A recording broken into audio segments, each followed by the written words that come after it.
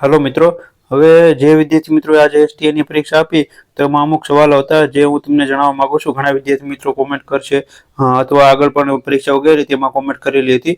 તો જે વિદ્યાર્થી મિત્રોને ટાઈમ ઘટ્યો છે તો ખાસ કરીને તમે ધ્યાનમાં રાખજો. હવે પેપર એવું નીકળે છે કે એવું નથી એક જ ટોપિક ભેગો આપેલો હોય, જેમ કે બંધારણ તો બંધારણના 25 ક્વેશ્ચન આવી જાય એવું નથી. હવે મિક્સમાં આવે છે, એક બંધારણ હોય છે, એક ઇતિહાસ હોય છે, એક ભૂગોળ હોય છે, એક સાંસ્કૃતિક વારસો હોય છે. એવી રીતના એક પ્રશ્નો આવે છે. તો તમારે પહેલેથી જ ચાલુ કરી દેવું. પહેલા પ્રશ્ન જે તમને એમ લાગે કે આમાં આવડે છે તો એ ટીક કરી દેવો, પછી પાછો સ્કીપ કરીને આગળ તમારે મેક્સિમમ જે છે એક ક્વેશ્ચન સુધી પહોંચવું, કારણ કે બાકી તમારો ટાઈમ ઘટશે. ઘણા વિદ્યાર્થી મિત્રો કહેતા હતા પરીક્ષા પૂરી ત્યારે ટાઈમ ઘટ્યો છે, કારણ કે 160-170 સુધી પહોંચે તો ખબર પડે કે જે છે એ 15-20 મિનિટની જ વાર છે, અથવા તમે 100 ક્વેશ્ચન ટીક કર્યા હોય તો ત્યારે તમને ખબર પડી ગઈ સવા કલાક જેવું તમારો સમય જતો રહે છે. પછી આ તમે 45 મિનિટમાં 100 ટીક કરવા એ બહુ અઘરું પડી જાય, કારણ કે વાંચીને જવાબ ટીક કરવા એટલે તમારો ટાઈમ બહુ ઘટે.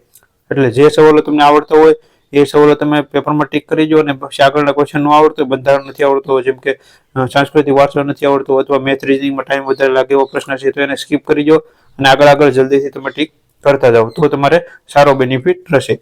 અને બીજું તો કે જે વિદ્યાર્થી મિત્રો પરીક્ષા આપી છે ખાસ કરીને નીચે કોમેન્ટમાં જણાવજો તમે કેટલા ટીક કરેલા છે, અથવા આપણે પોલ મૂકેલો છે કોમ્યુનિટી પોસ્ટમાં, તો ત્યાં જઈને પોલ કરી આપજો કે તમે 150 થી 160 વચ્ચે ટીક થયા છે, 120 થી 130 થયા છે, કે 160 થી 170 થયા છે.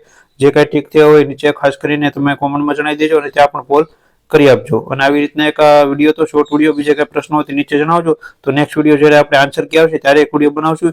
એમાં અમુક પ્રશ્નોના જે કઈ વિદ્યાર્થી મિત્રો સવાલ મૂકેલા છે એના જવાબ તમને આપી દઈશ, એટલે જે વિદ્યાર્થી મિત્રો નેક્સ્ટ જે કઈ પરીક્ષા આવે છે તેમાં ખાસ કરીને ફાયદો થઈ શકે છે. એટલે આવી રીતના થોડીક માહિતી હતી. એટલે આ બધી માહિતી ખાસ કરીને નાની એની માહિતી ધ્યાનમાં રાખજો, જેથી તમારા 2 થી 5 માર્ક તમારા વધી શકે છે. બાકી વિદ્યાર્થી મિત્રો ફેસબુકમાં આપણે પેજ ચાલુ કરેલું છે, તો ત્યાં પણ તમે જોઈન થઈ જજો. ત્યાં પણ આપણે જે છે એક ડેલી કરંટ અફેર અને ન્યૂઝપેપરના અલગ ફોટા જે છે તેમાં કટિંગ કરીને મૂકીશ, જેથી કરીને જે વિદ્યાર્થી મિત્રોને વધુ વિદ્યાર્થી મિત્રો સુધી પહોંચી શકે છે. આવી રીતના એક વિડીયો તો વિડીયો ગમે તો લાઈક કરી આપજો, ચેનલમાં ન હોય તો સબસ્ક્રાઈબ કરી આપવા વિનંતી, જેથી કરીને તમને નવી અપડેટ માહિતી મળતી રહે. અને બુક રિવ્યુ અને જીપીએસસીનું ક્લાસ 1 2 નું બુક લિસ્ટ પણ આપણી ચેનલમાં અવેલેબલ થઈ જશે. લેટેસ્ટ 2025 છે, તમારે જોવું હોય તો પ્લેલિસ્ટમાં જઈને તમે જોઈ શકો છો. બીજા કઈ પ્રશ્નો હોય તો નીચે કોમેન્ટમાં જણાવવા વિનંતી.